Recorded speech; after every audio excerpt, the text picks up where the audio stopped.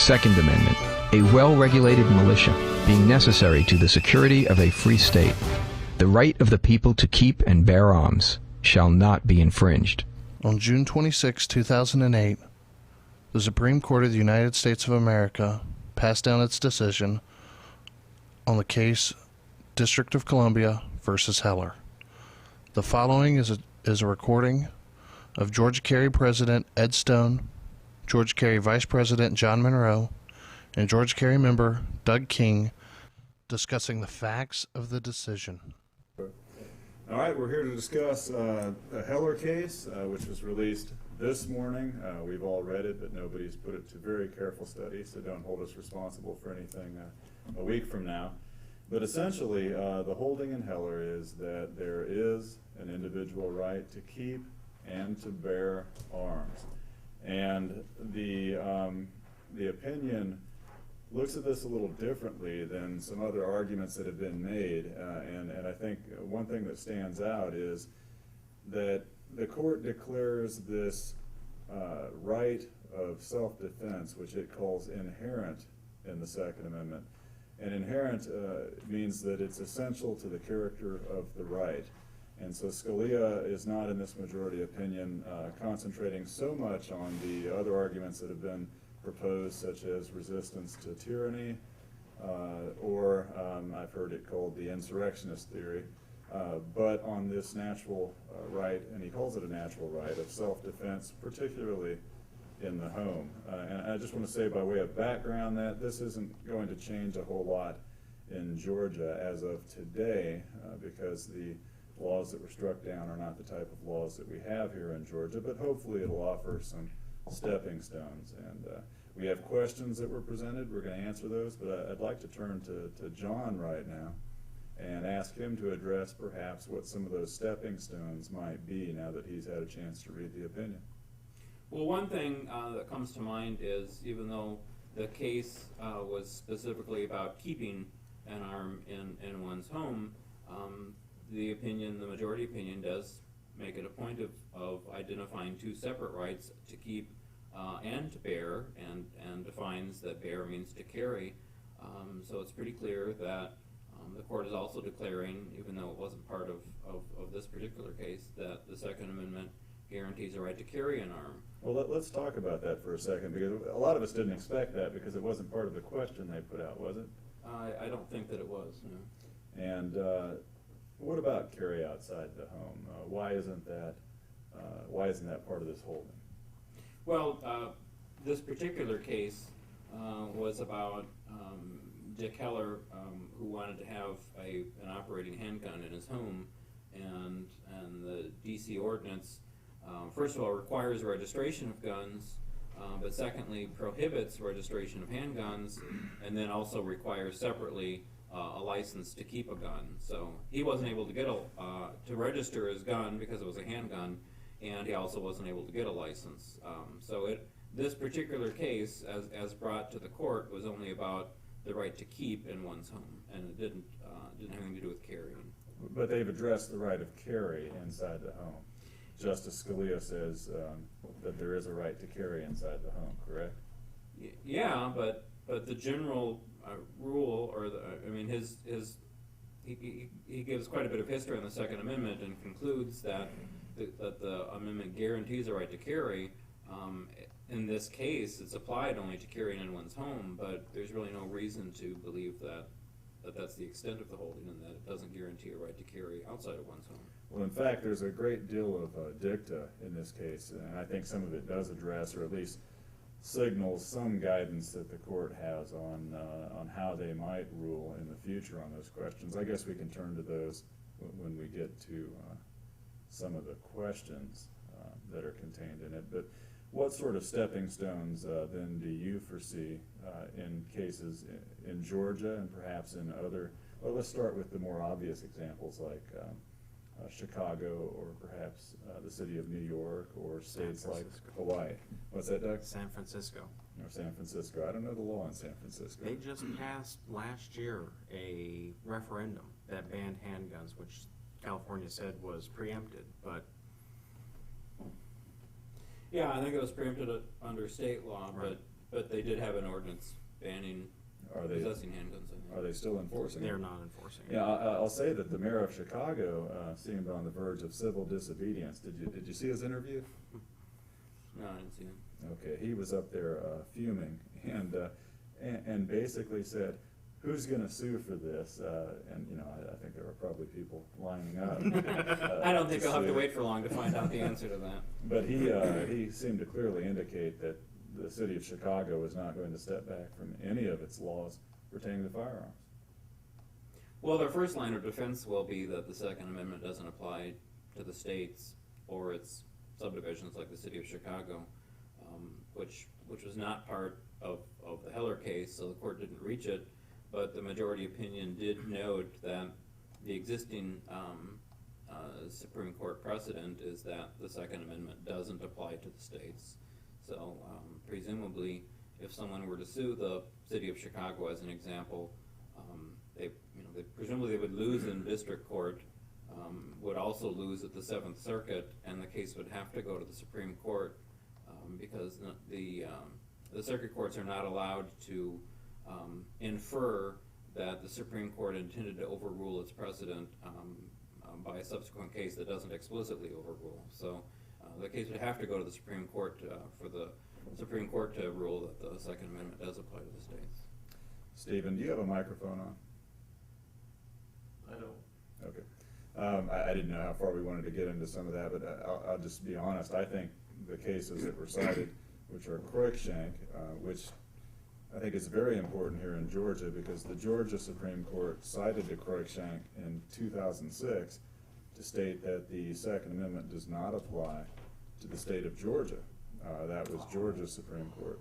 And I think that Cruikshank and Presser and Miller versus Texas, I think, is the other case cited by Scalia, are distinguishable. And so I don't believe personally that there'll be roadblocks, except to perhaps a judge that was looking for something to hold that the amendment does not apply to the states. For one thing, Cruikshank said the Second Amendment doesn't apply to the states. It also said the First Amendment does not apply to the states. But what most people don't discuss when talking about that case is that it also addressed the 14th Amendment. And it said the 14th Amendment does apply to the states, but the bad actors in this case were not state actors, they were private actors, and that the 14th Amendment restrains the state but not private action. I agree that if it were just Cruikshank standing alone, that that would be a less certain outcome. But I think Cruikshank, coupled with Presser, I think the Supreme Court made it clear that the Second Amendment didn't apply to the states. I don't think that that if the Supreme Court were going to look at that issue for the first time in 2008, that they would come to the same result.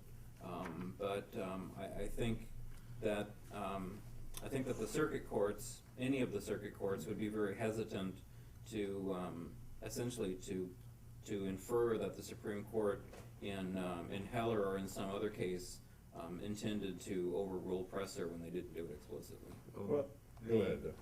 The interesting thing is Scalia went to such pains in his opinion to say that we are specifically not overruling these prior cases with their scant understanding or explanation of the Second Amendment. They fit in with what we're doing currently.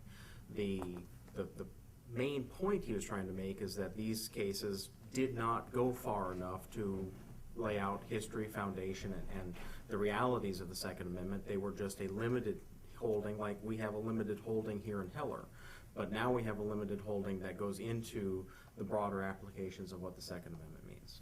Well, the focus of Scalia's discussion of Miller v. Texas, Presser, and Cruikshank was on whether those cases support or undermine the notion that the right to bear arms is individual rather than collective in nature.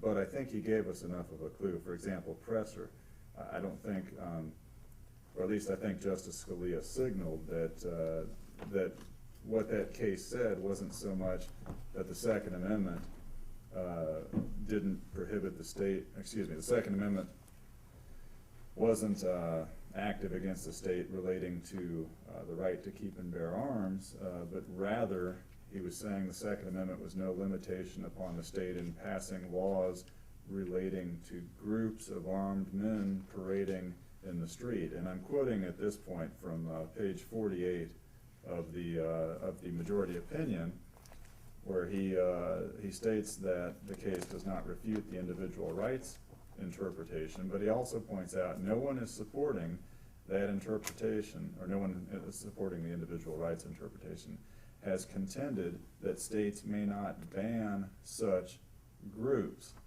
It doesn't say ban guns. And on the top of page 49, Presser said nothing about the Second Amendment's meaning or scope beyond the fact that it does not prevent the prohibition of private paramilitary organizations. Now, Doug, would you feel comfortable pointing to that and saying that here we can distinguish Presser in the case of one individual challenging a state law on Second Amendment grounds? I think that's exactly what Scalia was going for in trying to fit in these prior cases without stepping on any toes when he was building his majority and overturning prior precedent. One of the things that comes through to me in this is that Scalia is very afraid of machine guns. And he does not want to go to Miller and have to reverse Miller and allow us to have machine guns unfettered with no restrictions. And so he's been very careful to say, well, we're not only going to leave Miller alone, we're going to leave all of them alone. They all fit in, because nobody really wanted to talk about this before. So we can talk about this and leave everything else as it is. I agree about the machine guns. I mean, he made it clear at oral argument that that machine gun bans were just fine with him. So. I think that Scalia looks as machine guns as obscenity. And he makes some great correlations between the freedom of speech and the freedom to own, keep, and bear arms. And while that's fantastic on some levels, because political speech is the dearest right that we have and the most protected right that we will ever have, on the other hand, there are other forms of speech, and he makes these sort of corollaries, especially with machine guns, that, well, when you get into some areas where it's not a common practice in the community, then you can have more regulation, which is exactly the way the Supreme Court looked at obscenity cases. Well, I have to say, I don't want 1,600 GCO members to call all at once for my resignation, but I think Justice Breyer called it correctly in his dissent.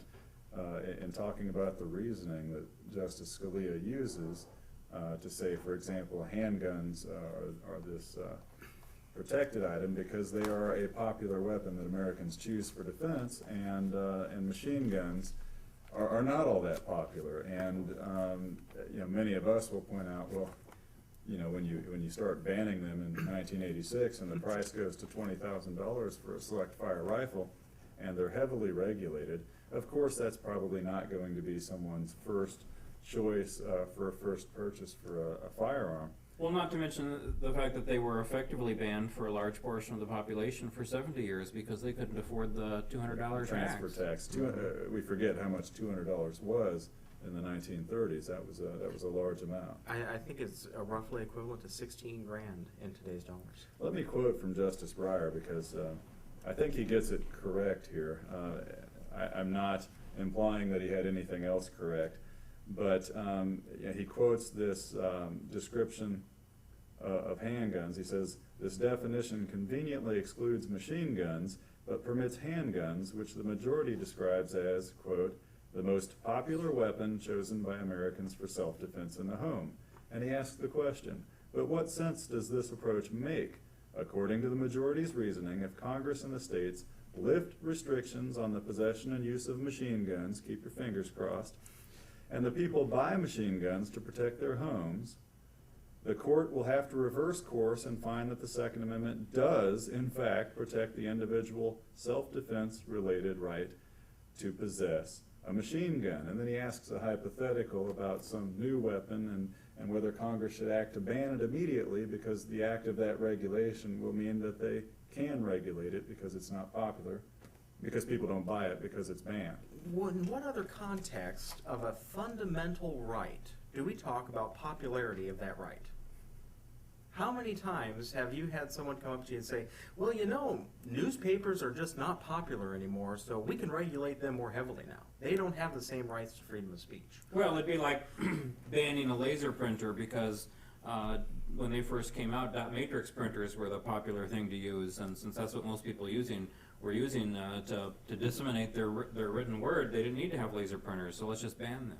The majority determines what regulations are permissible by looking to see what existing regulations permit. There's no basis for believing that the framers intended such circular reasoning. And I think he hits the nail on the head. It's very circular.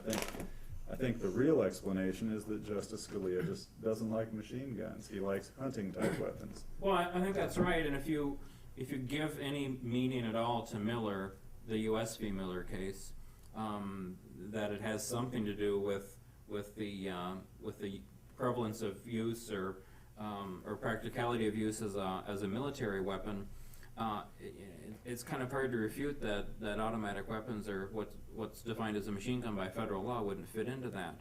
I mean, if you were to call up the militia, would you rather have people showing up with shotguns and bolt-action rifles, or would you like them to show up with their M4s and their M16s? Shotguns with rock salt, definitely.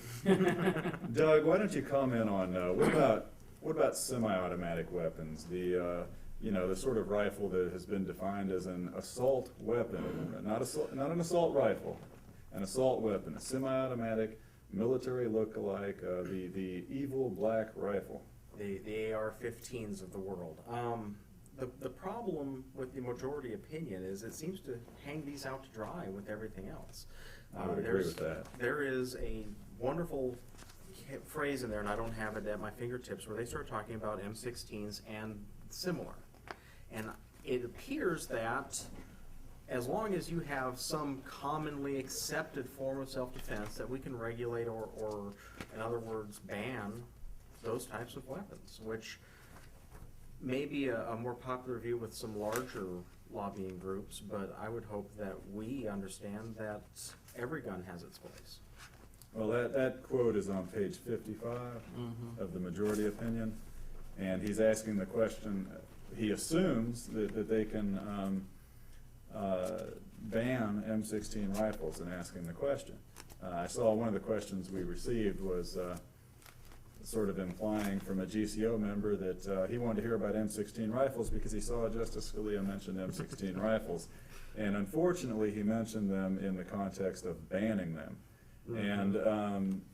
And he's answering the objection that says, wait a second, these are the weapons, an M16 rifle, and an M4, I guess we should be talking about today.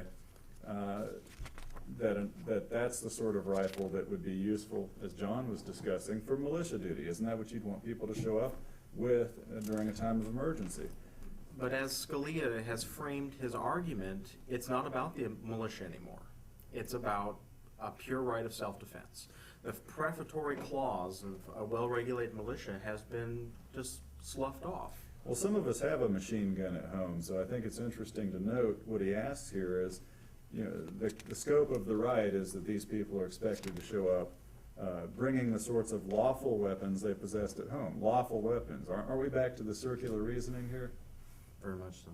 I assumed, and maybe I read too much into it or gave him too much credit, I assumed when he said M16 that he knew exactly what an M16 is and knew that he was talking about a machine gun.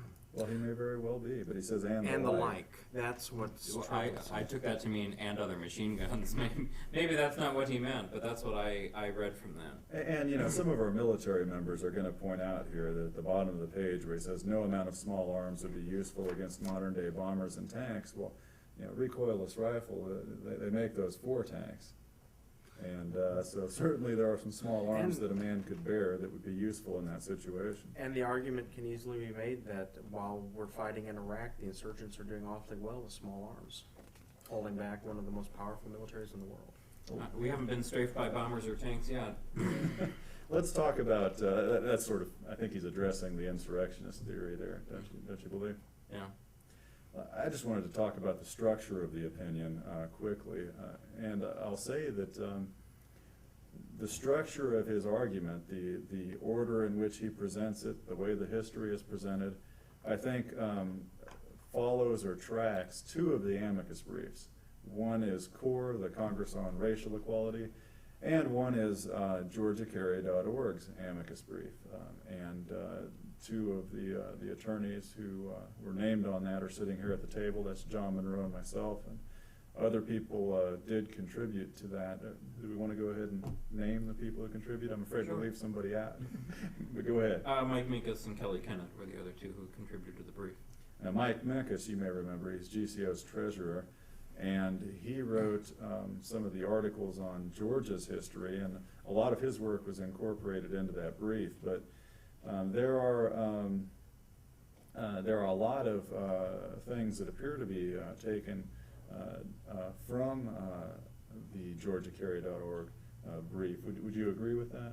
As well as what I've stated is the overall structure about the early America, pre-Civil War, post-Civil War sort of timeline? I think that's right.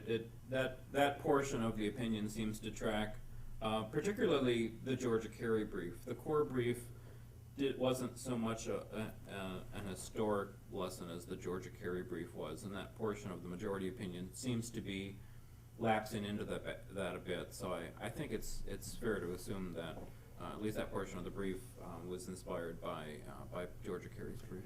He certainly picks up on, I believe, the theme of denial of the right to bear arms as racial subjugation, particularly after the Civil War. Absolutely. There's some really good quotes in there about how it was used by groups specifically trying to deny rights to minorities. Well, with that comment on the structure of the brief, I do have a few more comments, but I wanted to go ahead and turn to the questions. How are we going to structure that? Were you going to read the questions to us that you wanted us to address? I'm talking to Stephen Golden. We can either go through them in order. Yeah, let's go through them in order. Let's see the first question. Let's see, with SCOTUS declaring the right to keep and bear arms as an individual right, has the nation become shall issue with regard to carry open or concealed has the nation become a shall issue with regard to the carry of open or concealed handguns? Well, no.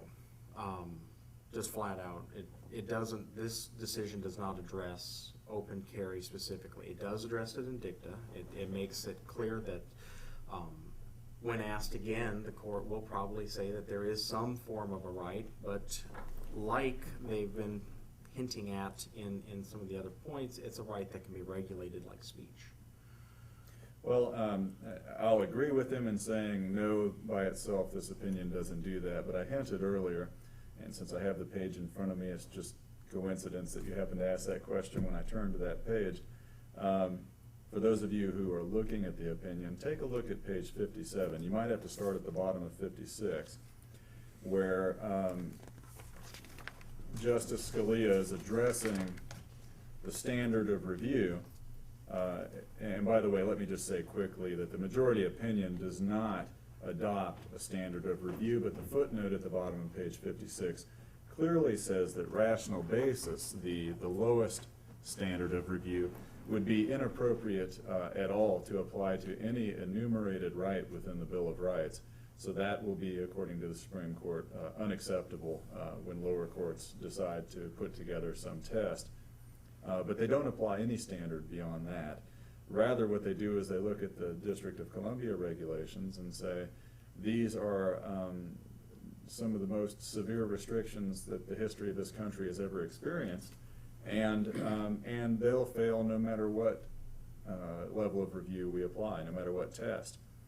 And then they begin to discuss in dicta some of the other severe restrictions that have existed in history, and one of those is Georgia's ban on carrying firearms that was struck down in the context of open carry, the right to carry a pistol in the hand in Nunn versus State, and they go on to discuss Tennessee decisions regarding open carry and make the comment that concealed carry can be regulated, and in fact he later state. Georgians for Gun Safety snuck in here and kicked the plug out from the camera. So we're picking back up again, talking about open and concealed carry and how there is some guidance in how the court might look at a future case that does involve carry outside the home. And those are the Nunn v. State case, which declared a right to openly carry. That's here in Georgia. A Tennessee case saying the same thing. Both of those, however, having their own dictum stating that you may not, that it's consistent with the Second Amendment to ban or regulate concealed carry. And again, later in the opinion, I think Scalia just comes out and says that the Second Amendment's not absolute, and here are some things that states or the government may ban or regulate that is not an exhaustive list, and concealed carry is on that list. I would think that this opinion could be used perhaps as a stepping stone to work towards very unregulated open carry of firearms. It'll be particularly useful in Texas and Florida and other states that ban open carry even with a license. I think it'll be helpful in states like Georgia, which is one of the few states where a license is required to carry openly rather than unlicensed open carry, which is the majority rule in this country. John? I agree with everything you just said. One thing that I picked up from the question, which maybe wasn't intended, was it says shall issue, and I didn't know if the person was asking specifically about licenses to carry, because I don't know that you can infer anything in particular from Heller with regard to licenses. But picking up on where you left off, if a state like Georgia, which requires a license to carry openly or concealed, doesn't give a license fairly readily, so in effect denying someone the right to carry a gun at all, I think that would be suspect under the Heller case once you get past the incorporation issue of the Second Amendment to the states. And that would apply, I think, not just to Georgia citizens, but to anyone who can assert the rights in the Bill of Rights. Wouldn't you agree with that? Absolutely, yeah. I don't think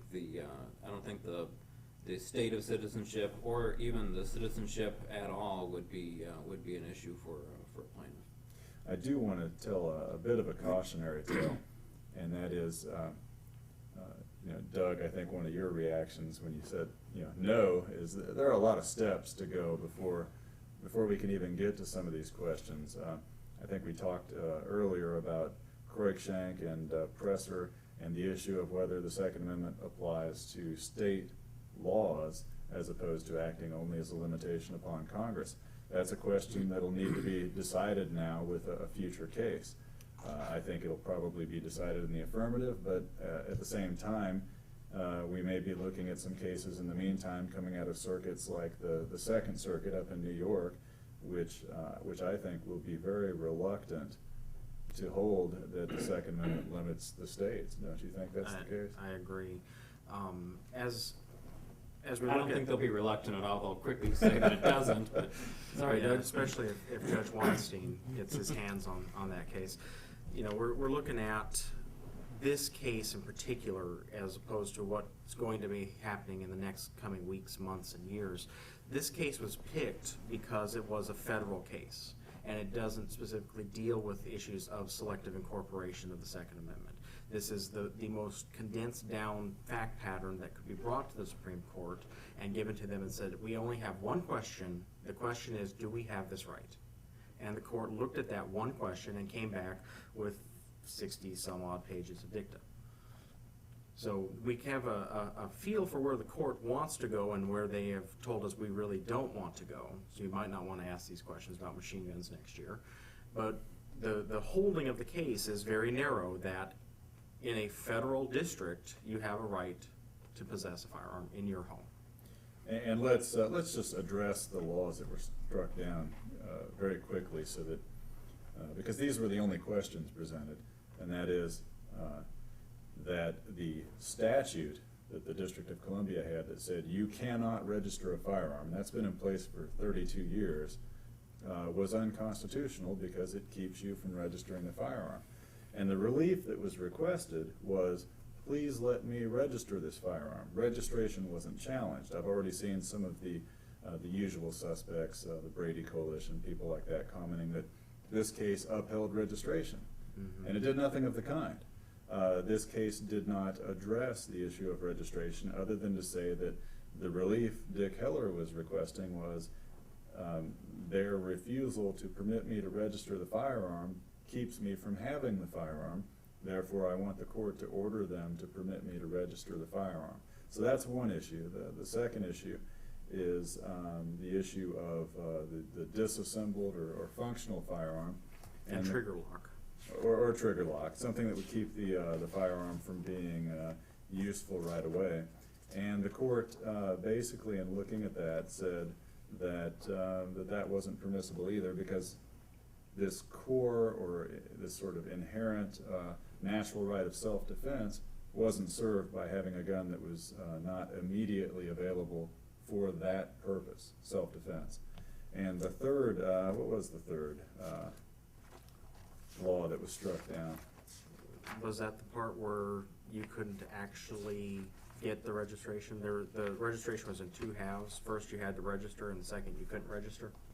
You can't register a handgun, and the relief that's given, and we probably should mention that, the relief that Heller is actually getting from the Supreme Court here is the District of Columbia is going to be enjoined, they'll be required to allow him to register a handgun, which the ordinance on its face doesn't allow, and they'll be required to give him a license to have the handgun. Yeah, the third one was the licensing requirement insofar as it prohibits carrying it inside the home.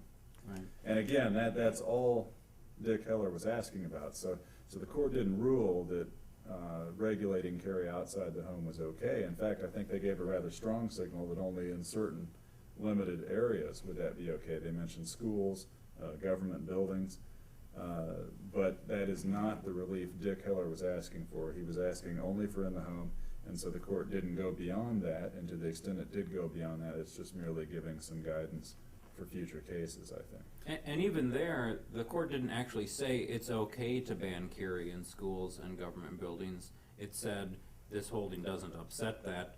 And it did refer to those as presumptively legal types of regulations, but it didn't actually say that they are legal or that they pass constitutional muster. But isn't that the point of a fundamental right? Just to give us the boundaries that these are some things that are off limits, and beyond this, there is choice for the individual communities to make their decisions. I don't know that we would want one rule across the country for every single situation when we have the laboratories of democracy and the states being able to make their decisions according to what their people like. Now, there are basic guidelines, there are minimums that you can't go beyond, and that's what Heller is really setting up. I think that's right, and that, going back to the incorporation question for a moment, I think if you look at it that way, it would be difficult to conclude, if you were even with the existing precedent, but especially if you were starting from scratch, that the Second Amendment couldn't apply to the states, because like all the other amendments that have to do with personal action, to say that only applies to the federal government, but the states are free to restrict or ban participating in some kind of constitutionally protected activity, it doesn't really make much sense. It would be like, now we've got a Supreme Court case saying the federal government couldn't ban handguns, but there are a lot of things that the federal government doesn't do directly because it's not empowered to do, but it coerces the state to do, like the 21-year-old drinking age and the 55-mile-an-hour speed limits. The federal government had no authority to do that, but they tell the states, you're not going to get any money from us unless you enact these laws. Theoretically, they could say, you're not going to get any money from us unless you ban handguns. Well, none versus state, the Georgia case we talked about earlier from the 1840s, they took a look at that idea about the Second Amendment being a limitation only upon Congress. And they came to the conclusion that a right that the states can ban is no right at all, didn't they? They did, but none's effectively been overruled now by the Georgia Supreme Court. Well, On the issue of selective incorporation and whether or not the Second Amendment applies to the states at all, which is right back where we start at. The question, the next case will come from New York or Chicago or possibly San Francisco, who knows, and come and say, we're not in federal territory, does this apply to us? or possibly from Georgia. It's entirely possible that such a case could come from Georgia. That's very possible. Well, you touched on incorporation at the end there, and the next question deals with that. And the question is, what does incorporation of the Second Amendment mean, and how does that affect me? It comes from the Civil War. Selective incorporation was a doctrine that when the Civil War ended, before the Civil War, the first 10 amendments, the Bill of Rights were to apply to Congress. Congress shall make no law respecting the establishment of religion. It really didn't deal with the states. Following the Civil War, Congress came back and with a much abbreviated Congress, because there were a lot of states that were no longer states at the time, passed the 13th, 14th, 15th Amendments. The 14th Amendment applied the Bill of Rights to the states, but in a series of cases, and correct me if I'm wrong, the slaughterhouse cases coming out of Louisiana during Reconstruction, the court said, wait, this is not what we intended to do, it's just too sweeping, too much, so we're only going to apply certain ones to the states, and we're going to apply this one, and if you want the next one to apply, then come back and ask for it. And so over the last 100 years, we've been selectively incorporating the Bill of Rights to apply to the states. The last few holdouts are the Second Amendment, and I believe, what other ones are not incorporated? The right to jury trial in civil cases, and the right to indict and grand jury indictment. Some states don't have grand juries, and they're not required to. And we actually have a large section of cases that are not indicted by grand juries but are done by accusation. So that's what selective incorporation is. And I do want to say that for the people who've read the GeorgiaCarry.org brief, I think it was clear that the people who wrote and ratified the 14th Amendment intended for the Privileges and Immunities Clause to incorporate the Bill of Rights against the states, meaning that the liberties protected in the Bill of Rights would be now protections against state government action.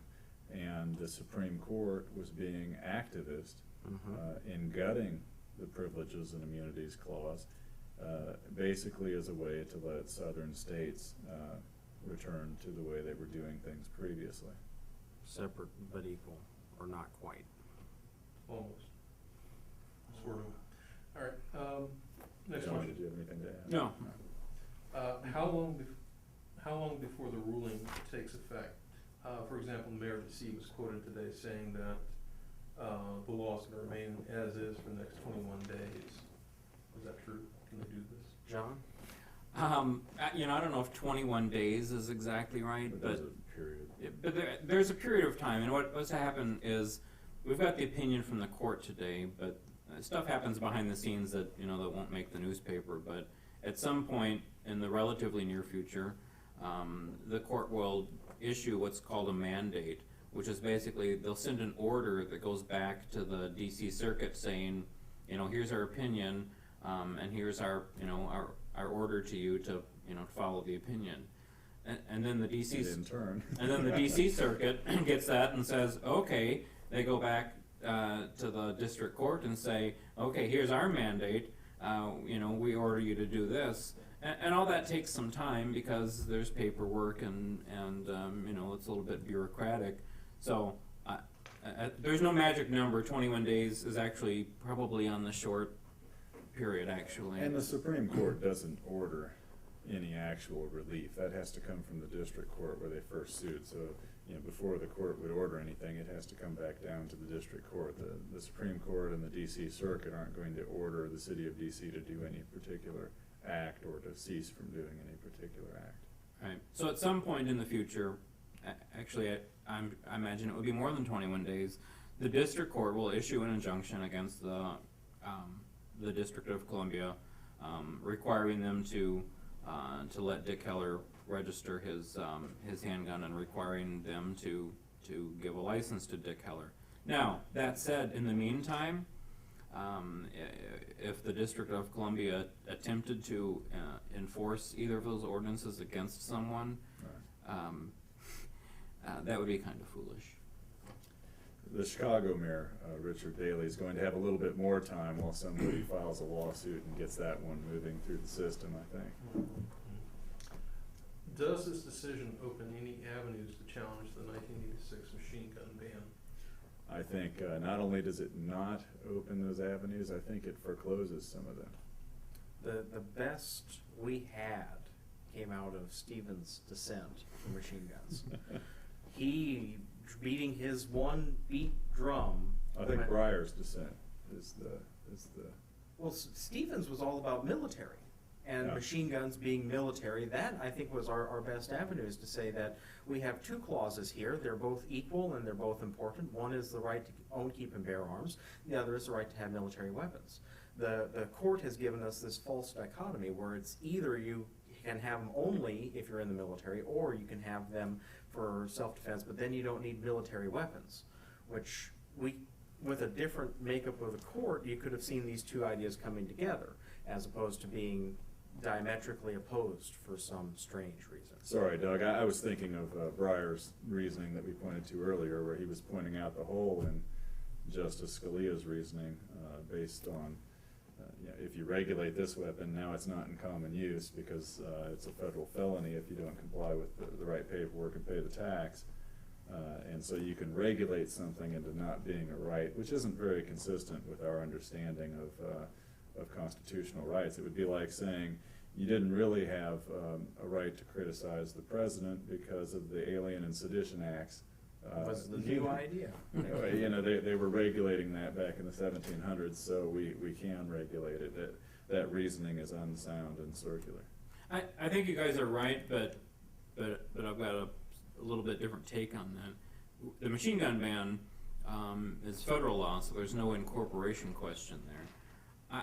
I have no doubt that there are some federal district judges in the country who, if presented with a case challenging the machine gun ban, would strike it down, using the Miller holding that it's a military type weapon. We know from Heller it's an individual right. Machine gun ban's no good. I just don't think that would hold up on appeal. The important thing for anyone who doesn't know the background of Miller was argued by the government alone. There was no opinion offered, no brief submitted by the people who were actually charged with the crime, because they were in effect indigent, and their counsel didn't think that there was any need to go forward with it.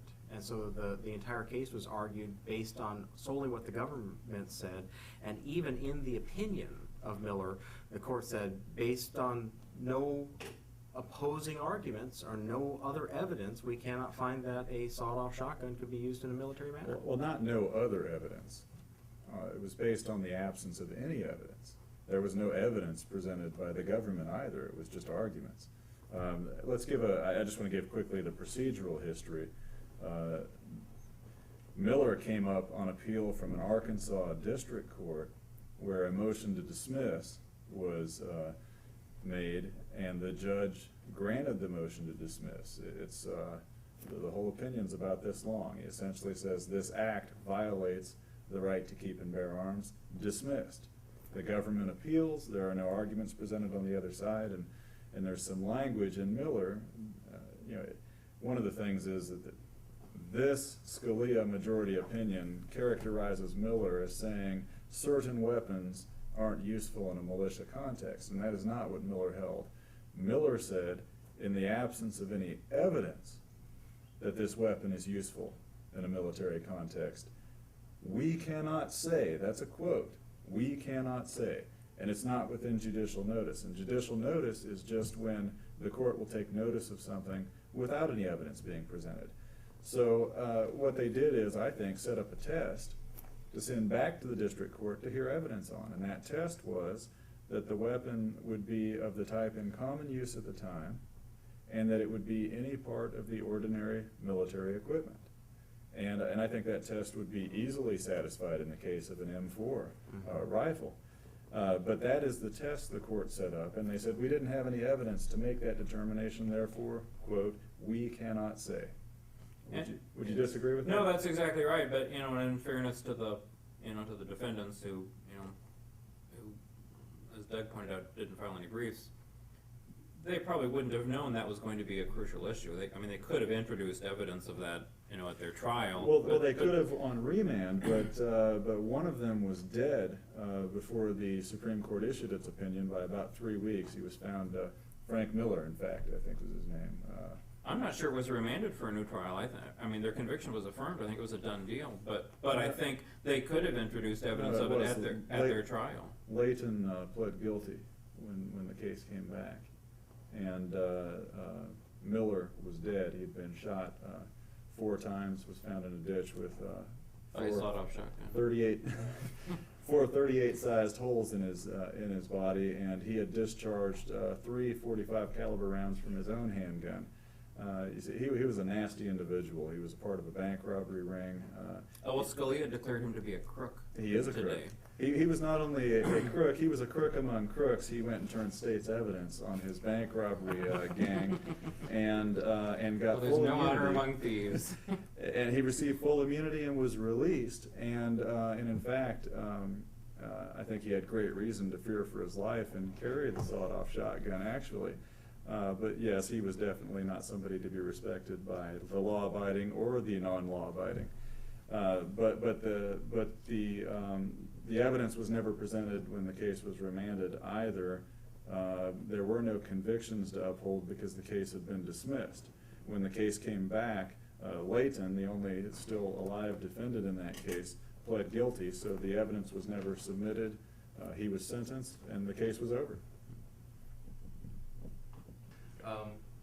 Does today's decision call into question the constitutionality of any laws currently in effect in the state, counties, or municipalities of Georgia? I'd say that the decision does not directly call into question any Georgia laws, because I don't think there's any Georgia law that would restrict possessing a handgun in your home, which is directly what this case does. In fact, Georgia doesn't restrict possessing any kind of weapons in your home that aren't already restricted by federal law. In fact, Georgia allows you to have 3-round burst machine guns. They're not qualified as machine guns in Georgia, just under federal law, which has left me in a endless land search for a piece of Georgia outside of the U.S. But What effect would it have, though, for example, if my brother-in-law, let's say, came to visit me from Alabama and does not have a license? Could he possess a firearm in my home? Well, that's a good question. Without committing a crime. Right. I mean, the law allows you to have a gun in your home, automobile, or place of business and carry it without a license, but otherwise you need a license. So if you have someone who's not a resident who comes to visit you and he's in your home, he's not in his home, he's not in his automobile, and he's not in his place of business, presumably he can't do that. And let's make that clear, because the Elks Lodge case clearly said that the exception for one's automobile means that's your automobile. So if you're riding in somebody else's automobile, that protection doesn't apply. And I should think the same reasoning would go to one's house. I think that's probably true. I mean, there's a question of whether it would be readily discovered and enforced and prosecuted, but I think the reading of the statute would be that that would be a violation. So I think even though Heller wouldn't directly impact any Georgia laws, I think the way the Georgia law is put together, where you have to have a license to carry essentially at all, and then you've got coupled that with you can't get a license in Georgia unless you're a Georgia resident. That seems to me that Georgia effectively bans carrying guns for non-residents. Now, some states licenses are granted reciprocity by Georgia. So some people who are residents of other states and have licenses, you know, that technically isn't a problem for them. But That's a minority of states. it is a minority of states, and then they have issues like with the school zone thing and all, which doesn't help you at all if you're a non-resident. So I think the Georgia law as it stands essentially bans carrying of guns by non-residents, with some relatively minor exceptions, and so because of that, Georgia Carry is going to challenge that law. We'll be filing a lawsuit probably tomorrow. I don't know when this will be aired. Tomorrow being June 27th, challenging on U.S. constitutional grounds whether Georgia can simultaneously ban carrying handguns without a license and prohibit non-residents from getting a license. And just so we're clear, the plaintiff is a GeorgiaCarry.org member who is a non-resident of Georgia who cannot or does not live in a state that issues a permit that is honored by Georgia, correct? That's right. He's a resident of a state that doesn't issue permits at all, so he obviously can't get reciprocity with Georgia from his own state. Unless he went through Utah. Well, there is that possibility, but even if he had a Utah license, when visiting Georgia, he'd still have a school zone problem. Under the federal Gun-Free School Zone Act, there's an exception if you have a license issued by the state where the school zone is, which means if you're going through a Georgia school zone, a Georgia license is the only way to get the federal exemption. And if Georgia refuses to grant a license to a non-resident, then that non-resident, even if he had a Florida or Utah license or something like that, would still be running afoul of the federal Gun-Free School Zone Act. And John, this case has a Second Amendment component to it, correct? It does, yeah. It has a Second Amendment component, you know, based somewhat on Heller, that since the Supreme Court found that there is not only a right to keep, but a right to bear, presumably that means that somebody who wanted to carry a gun in Georgia has some kind of constitutional Second Amendment right. There's the Incorporation question, which we'll be addressing, but the case also relies on the Privileges and Immunities Clause, which requires states, including Georgia, to grant citizens of other states the same privileges and immunities that it grants to its own citizens. And a bad outcome in this case would have what practical effect for the law as it sits today? I guess it would maintain the status quo. There's no downside, really. You can't lose. Yeah. And there's a good upside, and what this case does is addresses the incorporation doctrine, that is the Second Amendment enforceable against the states through the 14th Amendment, in a very limited way. We're not coming up and saying this is a case to talk about the carry of machine guns being enforceable against the state, or any of these arguments that we probably agree with, but might not be the best first step based upon Heller. That's right. Doug, you have any comments about it? No, I think that's a great strategy. Next question. In your opinion, does the wording of the Heller decision open up a substantial opportunity for inclusion of other classes of firearms, such as rifle, shotguns, and future challenges to the constitutionality of gun control laws? I think that one's probably a fairly straightforward yes. I guess I'd infer from the opinion that there are some kinds of weapons that could permissibly be prohibited or banned, but clearly there's more to it than handguns. I think that the opinion's pretty explicit in allowing pretty wide regulation, just not banning. And as long as you're not banning, as long as you're regulating, that it would be permissible. I just wanted to read from the end of the opinion here, where he's saying this case represents the court's first in-depth examination of the Second Amendment, and one should not expect it to clarify the entire field.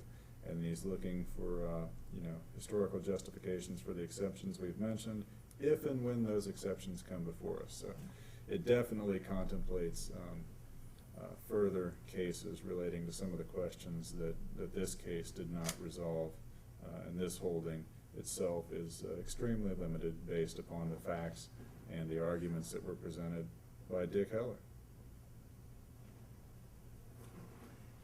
In announcing the opinion, Scalia specifically mentioned that some restrictions on owning and carrying a gun are valid, such as denying the sale to felons or the mentally ill, or restricting the possession of guns in sensitive places such as schools.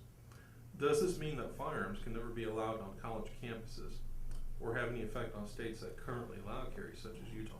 Well, I think that this is an interesting point, looking at it as Scalia seems to in kind of a First Amendment analysis. Even in First Amendment cases, we have time, place, and manner restrictions. And that's kind of what he's hinting at here, is that there are times and places and manners of carry in the Second Amendment that can still be regulated. But the important point is that they can be regulated. It's not that they must be regulated. He never said that schools are off limits. He said if a particular area wanted to make schools off limits, there probably wouldn't be a problem with that. However, if a state wants to make them on limits or extend the right to that area, the court has no problem with that. Yeah, it's a separation of powers issue, really. They're leaving that as a political question. In other words, that's something on which groups like GeorgiaCarry.org need to be focused on, making sure you know your representative and senator, and that they know what it is you want done in the area of, for example, whether schools should be off limits to the carrying of a firearm. I think we grow accustomed to the courts being so activist nowadays that we expect them to declare specifically, if they mention, well, the Second Amendment may not extend to protecting concealed carry, that all of a sudden nationwide concealed carry is going to be illegal. And I don't think that's going to be the case. The concealed carry movement is growing, and it's a relatively recent thing, and therefore that's going to be something that will be left as a political question. But the court clearly signaled that concealed carry probably is not protected by the Second Amendment, whereas they signaled that open carry probably would be. Regarding schools, with the question directly being, does this mean firearms can never be allowed on college campuses? And would this have any effect on states that currently don't outlaw that? No, that's going to be left up to the individual states and groups like GeorgiaCarry.org. I think that's right, and just to follow up or to repeat something that was said earlier, I don't think the court actually said that things like banning on school are valid. They didn't address it and made a point of saying that they're not overturning that. And I think Scalia mentioned that they were presumptively valid, but that's a far cry from declaring them to be valid. It's not a good signal. It's not a good signal. It wouldn't be a case I'd want to take tomorrow, that's for sure. Besides, I've got another one I'm going to take tomorrow. Okay. One expects that there are parties out there that have already drawn up lawsuits in anticipation of this decision. No. For Chicago, New York City, or maybe even California-style bans, since it is unlikely that SCOTUS will hear another Second Amendment case in the near future. How high in the court system do you expect these suits to go?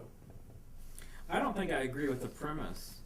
I would expect that there is going to be a case filed within weeks, probably. Well, there's going to be one filed tomorrow.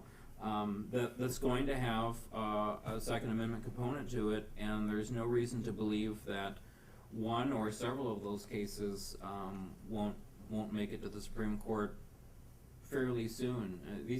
These kinds of cases are not normally very fact intensive. They usually don't even get to trial. They get decided by a judge based on some agreement on the facts among the parties. So they make it through the system pretty quickly. I wouldn't be surprised if there's a district court decision on some case by the end of this year, and that means there's a decision by a Circuit Court of Appeals sometime next year, which would mean it could get on a Supreme Court term either next year or the year after. And I don't have any reason to believe that the Supreme Court wouldn't take another case fairly soon if it were something fairly important like the incorporation question, which is likely to be. And a clean case. And I'm they've sorry. indicated that that's what they want to do. And I think we need to learn the lesson that the Heller plaintiffs learned, which is to bring cases one step at a time, a very clean case that presents a very clear issue for the court to decide. Exactly. There are certainly some bad cases that could get up there, and bad facts make for bad law. DC seems to have the opinion that semi-automatic handguns are not covered by this decision. What do you think will result? What will result if DC refuses to register these types of DC has a lot of opinions. I think that DC just does not understand the distinction between a handgun and a semi-automatic handgun. I think that that comment was taken off the cuff by someone who had not had a chance to review the decision, and it is erroneous. The word automatics tends to distort what people think of. Otherwise known as a pistol. But to answer the question, if DC really did refuse to register a semi-auto after the process that we discussed earlier happened and all the mandates got issued and the injunction got issued, there'd be a motion for contempt of court levied against the district. And my opinion would be that a pistol falls squarely within the definition of handgun, as does a revolver. But a pistol, when you think of a handgun, particularly a 100-year-old design like the 1911, that's a pistol, and that's what Americans understand a pistol to be. And I'm sure that the DC police who carry automatic pistols will be able to figure that out at some point. You know, they were talking about Glock 18s. or Glock 23s? How do the GCO board members feel about the statement regarding regulations on a specific class of individuals as compared to regulations on Let me interrupt for just a second, because if the basis of the decision is the popularity of a firearm, then Glock definitely would qualify. I mean, that probably is one of the most popular firearms out there today. As opposed to 1911s? Well, I don't want Chuck Turney to beat me up. Now, certainly 1911s are popular as well, but I just wanted to point that out. Glock, is a semi-automatic handgun that's out there that's extremely popular for self-defense uses today. I'm sorry, go ahead. Oh, okay. How do the GCO board members feel about the statement regarding regulations on a specific class of individuals as compared to regulations on specific places? Does he give any specifics as to the specific? I think he's talking about the felons and mentally ill. I see. Yes, the questioner is actually unspecific in that. How do we feel about mentally ill, violent felons running around in the streets with guns? Well, there are two schools of thought on that, and I'm speaking personally here and not just for GCO. But when you use the term felon, we often think of a bank robber, a murderer, somebody like that. But felon has come to encompass a great deal of other offenses. For example, a person who at the age of 17 in Georgia has 30 grams of marijuana would be a felon in this state, which is not a great deal of marijuana, and I don't advocate anybody possess or use marijuana, but if somebody did that at the age of 17 and they were arrested and branded as a felon, is there any reason for me to believe that at the age of 65, if that person had a clean record, not even so much as a speeding ticket, that for some reason they're a danger to society and they should not be permitted to bear arms? So I'd say no. And my personal view on that is that there are obviously some felons who, just because they're a felon, present no particular danger to anybody. Insane, I'm not a psychologist. Doug here can probably give us a little more information on the criminally insane. But that might definitely conjure up different sorts of persons. But regardless of GCO's position or my personal position, I don't think any of the laws on the federal or state level pertaining to felons or the mentally unstable would be struck down on Second Amendment grounds, and I think that's clearly what the court is signaling here, and I think lower courts are going to follow that. I can't speak for GCO's board or anything higher up than just an average member, but I can tell you guys what I know about some Georgia felonies. Stealing a purse that happens to have an iPhone in it is a felony in Georgia. Theft of property greater than $500. I had a kid who was at a party and threw black and white photocopied $1 bills in the air when they played a song about making it rain money, and that was felony forgery in Georgia. Charged and went all the way up to trial. It is... Was he convicted? No. Incredibly easy to pick up felony charges in Georgia. A girlfriend stealing her boyfriend's suit she gave him for Christmas when he broke up with her was charged as a felony in Georgia. Well, let's add for 5 more days being a reasonable distance from a bus stop is a felony if you have a firearm on you, which I assume anybody watching this video probably does. That's a felony. And just like these ridiculous felonies, there is a fear among a lot of people, especially military, coming out about their mental health evaluations and whether that brands them forever as being unable to possess a firearm. Whether you can have one when you are serving your country is fine, but come out after with post-traumatic stress and be branded for life. These are hard lines that need to be addressed, and they need to be addressed legislatively. I agree with that, and Ed, I think you're probably right about your comments about the laws not being struck down generally. But by the same token, I wouldn't be shocked to see within a few years somebody who is a convicted felon, and the crime was either very minor or happened a long time ago, or both, who's prohibited from keeping a gun at all. Making a successful Second Amendment challenge to that. It wouldn't shock me to see that happen. Let's take as an example somebody who lives in a state where it's a felony to have a certain type of weapon that might be perfectly legal here in Georgia. That would probably be a pretty good candidate for that sort of challenge, don't you think? Yeah, actually, but I was thinking actually of the federal crime, because then you don't even have an incorporation issue. But yeah, that's true. You have the issue of something not even being a felony at all in one state, and there's a state law prohibiting possession. And all our friends in California breathe a sigh of hope on that thought. The next question opens with a definition of the word arms from Timothy Cunningham's important 1771 legal dictionary, where arms is defined as anything that a man wears for his defense or takes into his hands or useth to in wrath to cast or at or strike another. Now, as has been brought forth before, there's a concern with the carry of knives for defensive purpose, especially auto knives. By the above definition taken from Justice Scalia's decision, are knives now also protected? Are they even effective?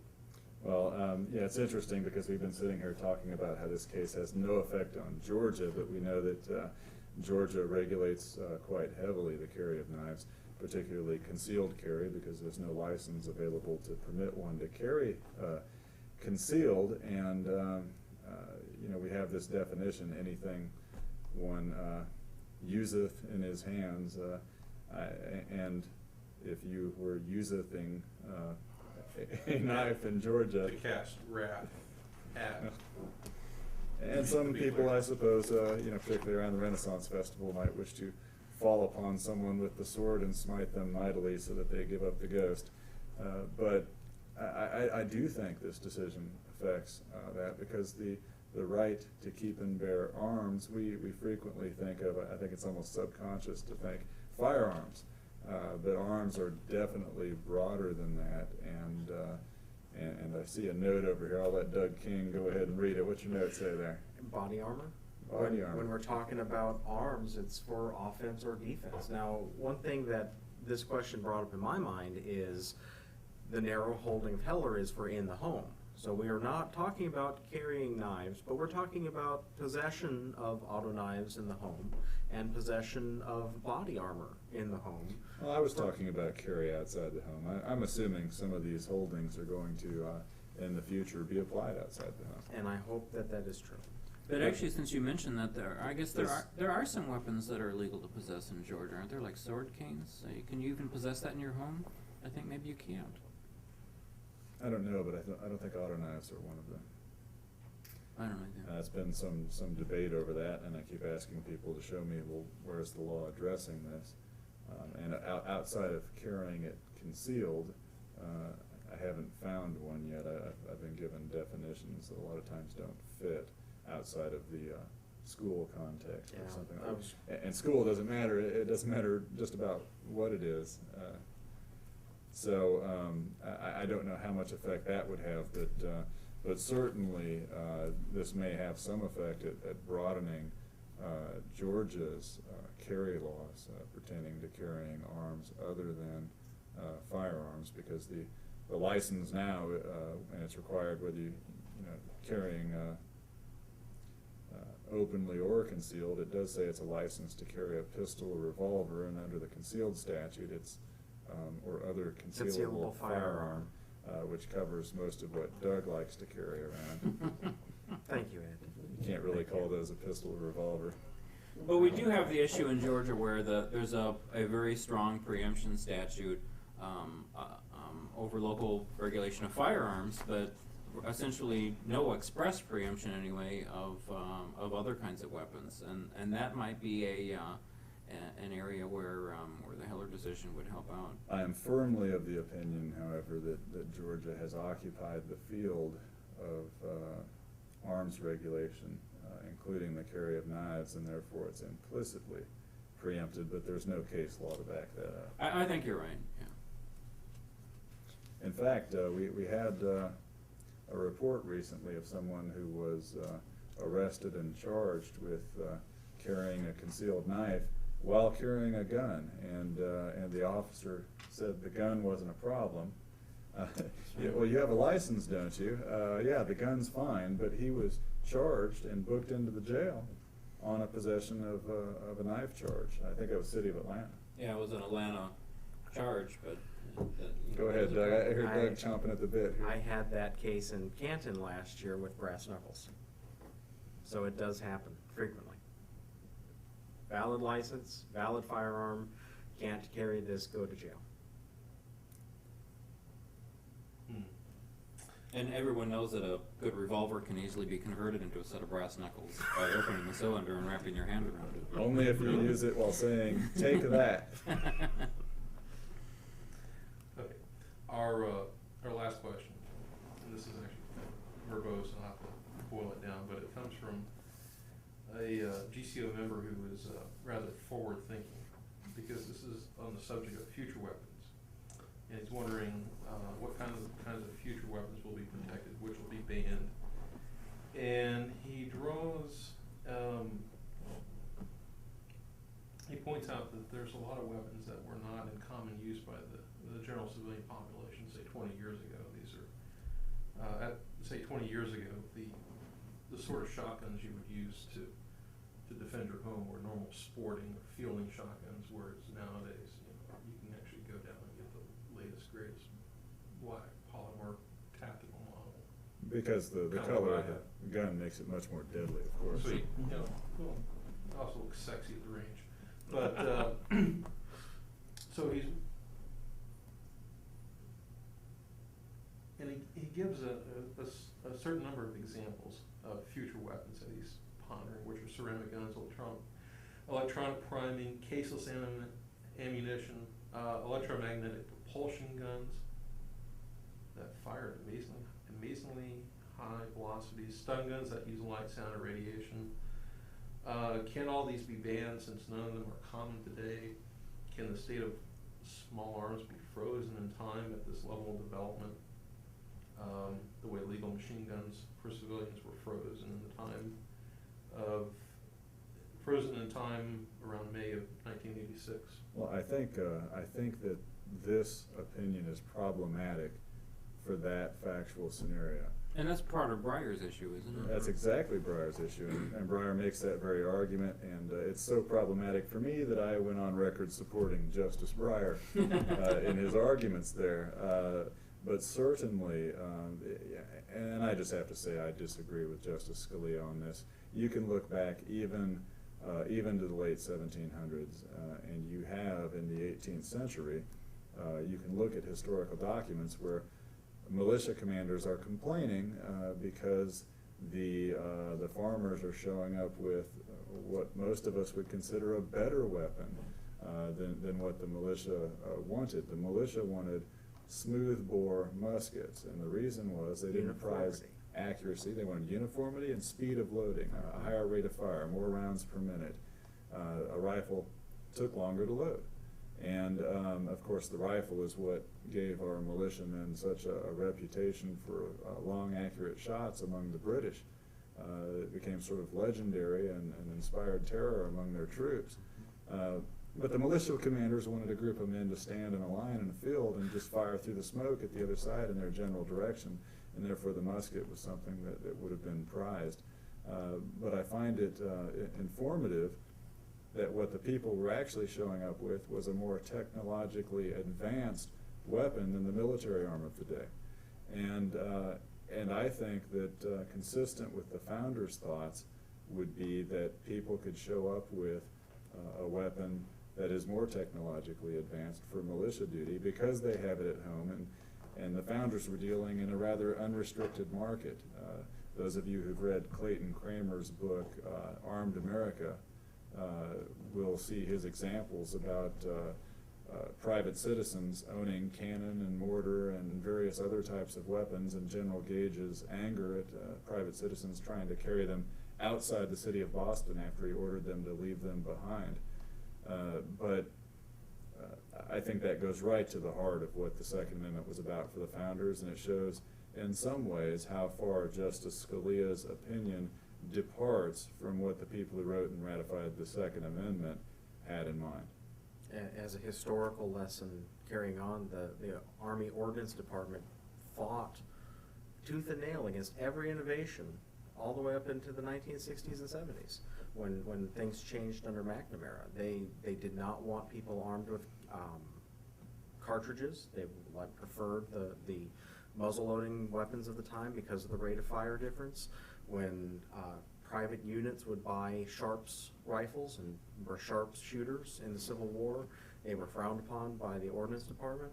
It was always a tooth and nail struggle, but the individuals could see the value of innovation. When it's your life on the line, you want the best that you can have.